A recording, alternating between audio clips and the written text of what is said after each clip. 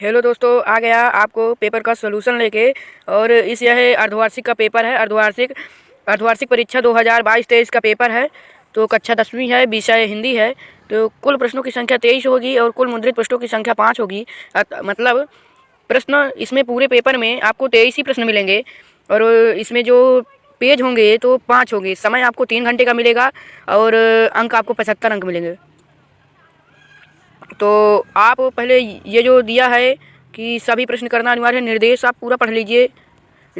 पूरा निर्देश पढ़ लीजिए। तो निर्देश पढ़ लेंगे तो ठीक रहता।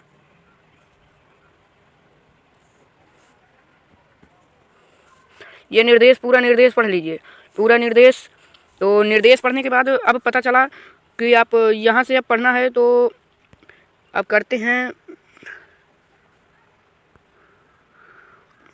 तो पहला क्वेश्चन है, रीतिकाल का मुख्य विषय। तो ये आप जानते होंगे कि श्रृंगार वर्णन होता है, पंचवटी में समास होता है, द्विगु समास होता है, तरन तनुजा तमाल में अनुप्रास अलंकार होता है, भोलानाथ का असली नाम तारकेश्वर नाथ।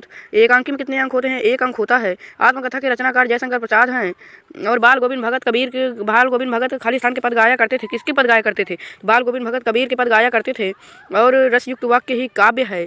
और रचना या बनावट के आधार पर वाक्य 3 प्रकार के होते हैं। काव्य की शोभा बढ़ाने वाले तत्व या धर्म आधार दिया है, इसमें तल दिया है, तल को तो अलंकार कहते हैं। और नेताजी की चश्मा कौन सी विधा? कहानी विधा है। वत्सल सम्राट सूरदास को कहते हैं। आप तो सूरदास का जीवन परिचय जैसे पढ़ें तो साहित्य में स्थान है, उसमें दिया रहता है कि सूरदास वत्सल सम्राट माना जाता है, इनका वत्सल वर्णन अद्वितीय है। तो वगैरह वगैरह आप पढ़ लीजिए। अब अगले पृष्ठ की ओर बढ़ते हैं। तो यहाँ सही जोड़ी मिलाना है।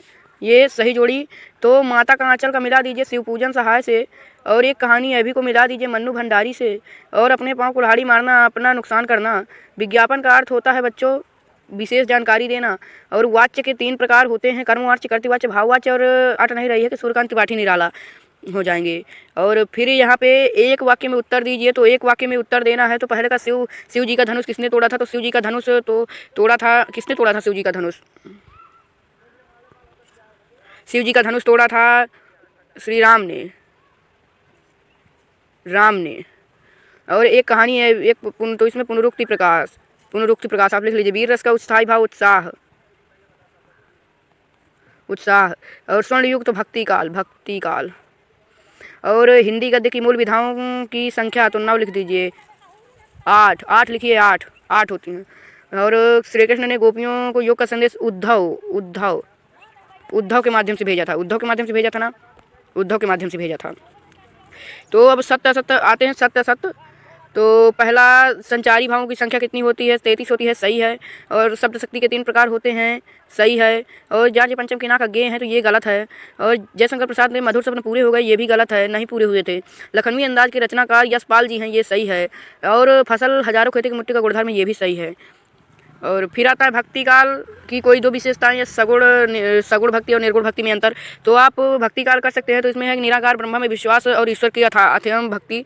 फिर है महाकाव्य किसे कहते हैं? 2 महाकाव्यों के नाम। तो महाकाव्य में नायक जीवन का विषय चित्रण करता है। एक है जैसे कि कामायनी हो गई और एक रामचरितमानस हो गया। तो आप इसे कर लीजिएगा। फिर काव्य की परिभाषा। तो काव्य की परिभाषा आप देख लीजिए कि यहाँ पे दिया हुआ है। ये यहाँ पे काव्य की परिभाषा दिया है। जिन बच्चों को नहीं आता है वो यहाँ से देख लें कि ये वाला दूसरा नंबर वाला रसयुक्त वाक्य की काव्य कहते हैं। रसयुक्त वाक्य को क्या कहते हैं? काव्य कहते हैं। तो आप यहाँ से देख सकते थे। अगर इंटेलिजेंट बच्चा होगा तो देख लेगा, नहीं तो वैसे भी उसे याद होना चाहिए। तो आप फिर श्रृंगार रस का उदाहरण सहित परिभाषित कीजिए। तो श्रृंगार रस हृदय के हृदय में स्थित रति नामक स्थायी भाव को जब विभाव, अनुभव तथा संचारी भाव से संयोग होता है तो वहाँ श्रृंगार रस की निष्पत्ति होती है। उदाहरण संयोग का देख लीजिए कि राम को रूप निहारा, जानकी कंकन के नक्की परछाई आता है, सब सुध भूल गई, कर टेक रही पलटारत नहीं। और आप वियोग का देख सकते हैं। हे खगमृग हे मधुकर श्रेणी तुम देखी सीता मृग नैनी। तो आप देख सकते हैं। फिर यहाँ पे छंद की परिभाषा। तो छंद यति, गति, लय, तुक, ताल से बंधी रचना क्या कहलाती है? छंद ही तो कहलाती है। तो अब इधर की ओर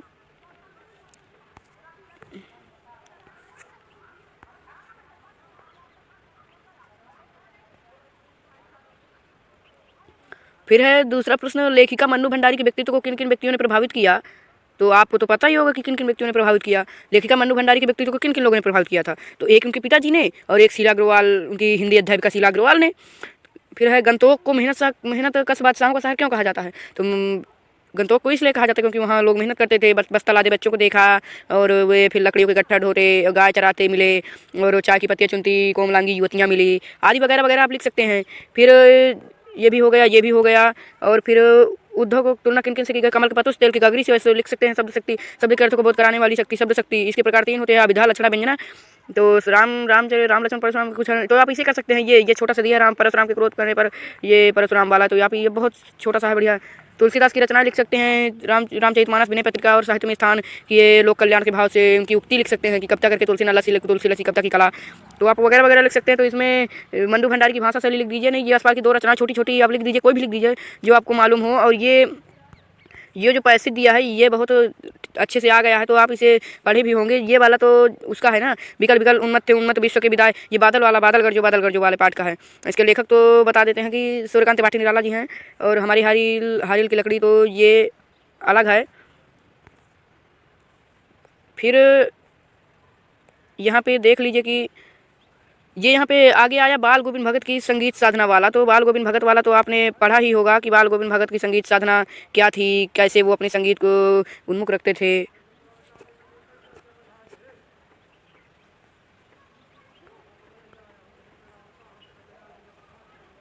तो आप जानते होंगे, तो आप कर लीजिएगा। तो ये वाला आप कर लीजिए, ये वाला ठीक है, बूढ़ा वाला हो गया। आज के लिए इतना ही।